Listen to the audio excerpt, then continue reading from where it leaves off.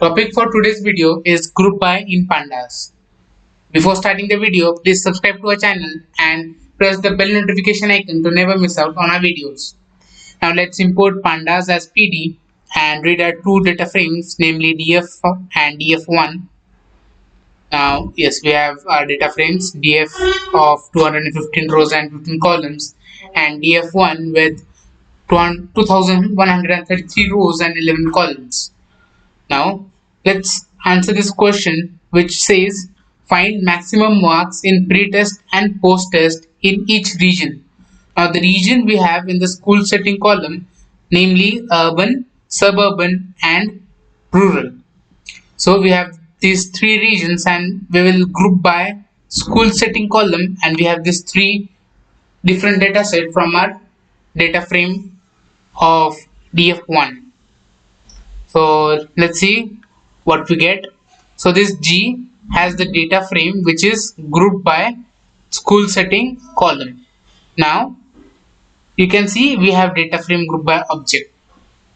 For printing the values in G or printing the different data frames we have in G according to the grouped function, then we can run a for loop which says for school setting and school setting df, which is generated by G or group by, then we can print school setting and school setting df.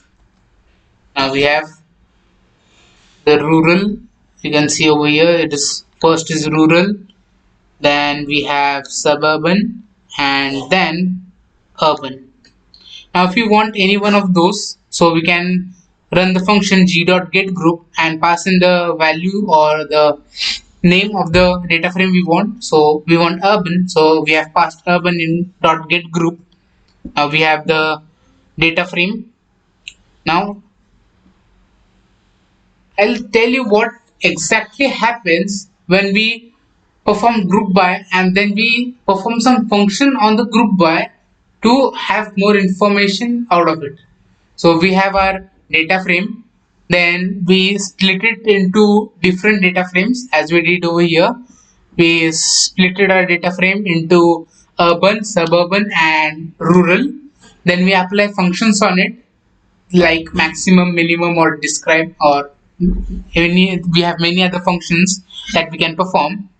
Then we combine it to have more informative data frame, and we can derive more inferences from it and get more insights and use the data frame to its fullest. Now when we form the function .max, then it gives the maximum of each column in the each region. So we have maximum of each column in each region, and here we have our question answered that pre-test maximum in the rural is 73, in suburban is 91 and in urban is 93, and same for post-test. Now let's define or let's run the function .mean on the group data frame. Now when we do that, then we have mean of n student pre-test and post-test in each of the regions, and when we perform describe on the group data frame, then we have count, mean, standard deviation, minimum, maximum and quartiles on of each of the columns in our data frame according to each of the regions. Now let's see how we can have average students in each school. Let's find out what are the average number of students in each school. Now let's define one more group function. G1 is equal to group by school. So we have many schools in our data frame. Now when we define this function and run for loop to print those, so we can see we have ANKYI school, then we have school named CCAAW, and n number of schools we have in our data frame. And when we pass or use function .max on it, then we get maximum of each column on each of the schools. Like in NKYI school or the first school, we have maximum of 21 students and maximum of 67 marks in pre-test and maximum of 79 marks in post-test. And this is for each and every school we have.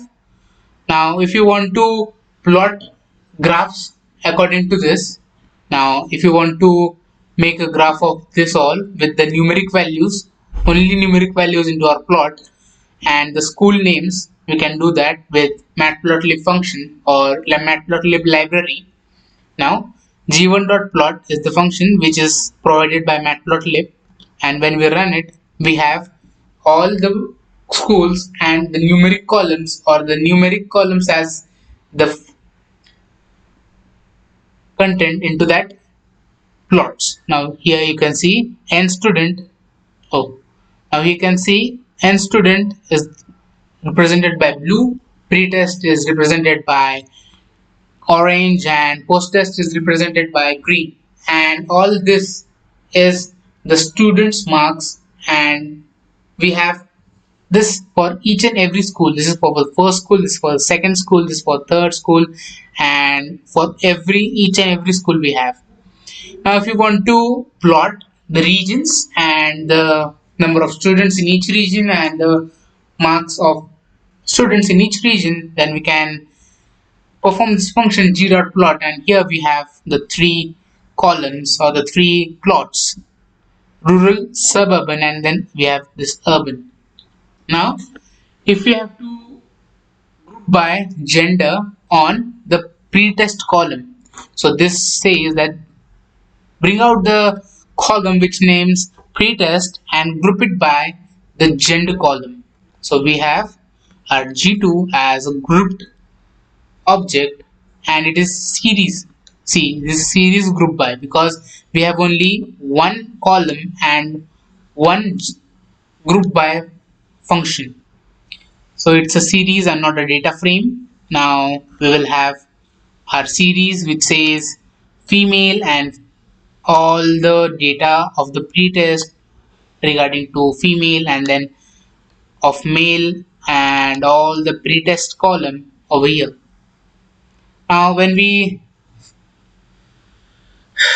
perform g2.max, then we get maximum of female and male columns, and we have maximum of female is 75 and male is 78. And then when we perform list and use the list and then just see what is the length of the list, we can see we have 2 female and male, then we have 2. Now if we just want the list of all this of the female and male, we have to get a list out of it. Then we get 2 tuples, namely male and female, and it has values of pretest columns into it. Now if you want to group by but using single group and single column, now here we have single group gender and we have a single column status, and we use dot value count to count in all the values. And now we can see female is the gender, and we can see females placed to a 48 and not placed to a 28, and males placed to a 100 and not placed to a 39. Likewise, you can perform for multiple columns and pass in the function sum. Now here we have column pretest and posttest and sum function applied to it. Then we have summed up all the pretest values for female in pretest and for females in posttest and also for male. Now if you want multiple groups, then you can perform this function which says group by gender and SSCB and the status dot value counts. So we have females in central which were placed are 25 and females in central which were not placed are 17. So we have females and males from gender and SSCB, we have central and others, and in status we have placed, not placed, and these all three are this gender, SSCB and status are the indexes, and this dot value counts is the row, or we have inferences got from our data frame, which this is very helpful. Now if you want multiple groups as columns, now df dot group by, and now we have Here we have performed or taken two columns as grouping, then and passed as index is equal to false. Here, this what it does is gender and SSB is here columns.